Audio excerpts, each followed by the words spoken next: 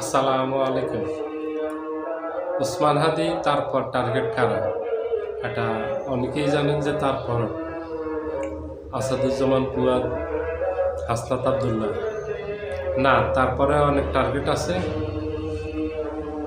আরও একাধিক টার্গেট আছে যারা শেখ হাসিনার বিরুদ্ধে জুলাই আন্দোলন করেছেন, সম্মুখ সারিতে যারা ছিলেন, যারা হাসিনার পতনের জন্য মুখ্য ভূমিকা পালন করছেন, ভারতের আধিপত্যবাদের বিরুদ্ধে যারা জিরো টলারেন্স দেখিয়েছেন, এরা সবাই টার্গেট। একে একে এরা টার্গেট হবে। এটা বিভিন্ন দলের হতে পারে, এটা শুধু এনসিপির মাঝে সীমাবদ্ধ থাকবে না, এটা বিএনপিরও কিছু থাকতে পারে, জামায়াতের থাকতে পারে, এখানে এবি পার্টির থাকতে পারে, গণ অধিকারের থাকতে পারে, এনসিপির থাকতে পারে। এইভাবে বিভিন্ন রাজনৈতিক দল থাকতে পারে।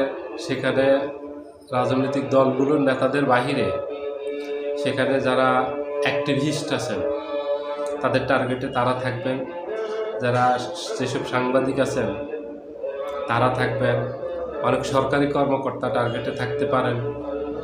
এইভাবে একের পর এক দেখবেন সামনে ঘটনা ঘটতেছে।